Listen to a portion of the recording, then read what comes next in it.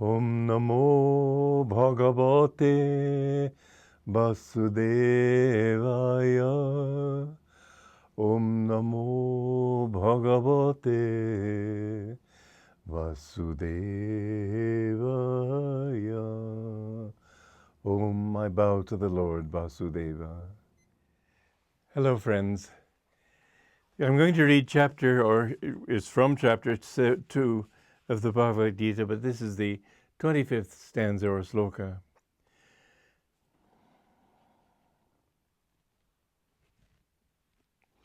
The soul cannot even be pondered by the reasoning mind. It, the self, is unmanifested and formless. Realize this truth and abstain from lamentation. Arjuna is lamenting the fact that he has to slay these relatives, cousins, his own qualities that he thinks of as his own family of consciousness, which are really those things which pull him down. But the thing is that all of these depend also on the reasoning mind, because what the intellect does is break everything up like a jigsaw puzzle. Everything seems to be in pieces. And so the reasoning mind can never bring you to the reality. It's like a jigsaw puzzle in which there's one too many pieces, and you just can't figure out where to put it. The reasoning can only take you so far. It's sort of a halfway station. But no great achievement, no great discovery, whether scientific or mathematical or anything, can ever bring you the truth. It can only take you to a certain point, and after that the intuition has to come in. Reason can tell you about things, but it can't give you the experience of things. It can tell you about the atom, but you cannot help you to become the atom. And you have to become this little atom within yourself. As Yogananda said, every atom is dowered with individuality. But that little atom within yourself is that which has somehow produced this body. And if you think of your body as little, realize this too, that it is midway in size between the smallest thing in the universe and the largest. There's really no such thing as space. There's no such thing as large or small. But at the very smallest truth, center is everywhere, as I said. Truth is everywhere. I'm saying this wrong. Truth and God are center everywhere, circumference nowhere.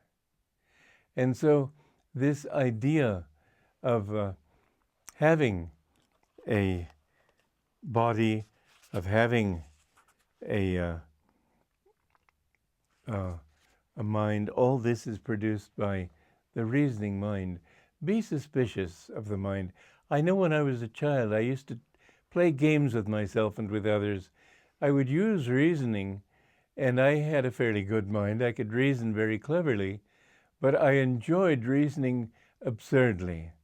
And I did it in order to persuade myself, to convince myself that by reason I would not find the truth. I could come to all sorts of conclusions, but how did I know they were true? How did I know that any conclusion I reached was true? It depends. Reasoning depends on a premise. And if the premise is false, then the reasoning will be false. But the premise is still within the box of your own mind. Break out of that box and the premise no longer exists. If you see smoke on a hill, you may say there's a fire, but it may be only a cloud. Your reason can't distinguish between the two. Intuition would know immediately. There are higher aspects of understanding, in other words. The intuition will lead you straight to the truth. And the intuition really depends upon the heart. There is more understanding in the heart than there is in the brain. Hard to understand because science tells you it's only a pump to pump blood through your body. It has much more truth in it than that. There was a woman who had an artificial heart put in her body, and she wanted very much to understand who the person had been who gave her this heart, because she found all of a sudden that with this new heart she had new desires. She wanted chicken. She'd never wanted chicken before. She liked different things that she'd never thought of before. And she discovered finally, after a great deal of effort, that it had been a young man who had died, and he had had those tastes. But the heart is a much more subtle instrument than most people think. When you feel a thing, like when I read Yogananda's autobiography of a yogi, many things he wrote were completely against my all my experience of life and against my reason. But I knew in my heart he was true. I knew it was right because I knew he was true. I could not imagine him saying an insincere thing. So I knew from my heart. But I remember one time I had a dream, very interesting dream, because I was flying. And in my dream, I was trying to think this thing through. I said, well, people don't fly. Maybe I'm just dreaming. And so I tried with my dream reason to figure out whether I was dreaming or not. And after a long series of ratiocination, you might call it, I finally reached the reasonable conclusion that I was doing something unusual, but in fact still I was awake. What was my astonishment a moment later to wake up and find that it had been a dream after all. And so this world, according to the reason of this world, because it's based on premises, and we know from experience and from sense experience, this is so, therefore that is so, and all that is real seems to be rational. This is Hegel's premise, in fact. All that is real is rational, and all that is rational is real. It's not true. Your reason can tell you all sorts of things that are simply not so. And I, as I say, used to enjoy as a child using my reason wrongly in ways that everybody would laugh. I didn't want to trick them, but I wanted to convince my mind that by reason alone I would not achieve truth. When I was trying to find truth, I began seriously seeking truth as a conscious goal when I was 13. And I thought to become an astronomer first. But I thought, what difference does it make to me how many galaxies there are? Well, they didn't know in those days that there were galaxies, but so many scientific truths that are just mental. They don't touch you. I thought, no, what I really want is to be inspired. I want happiness. This, to me, will be my truth.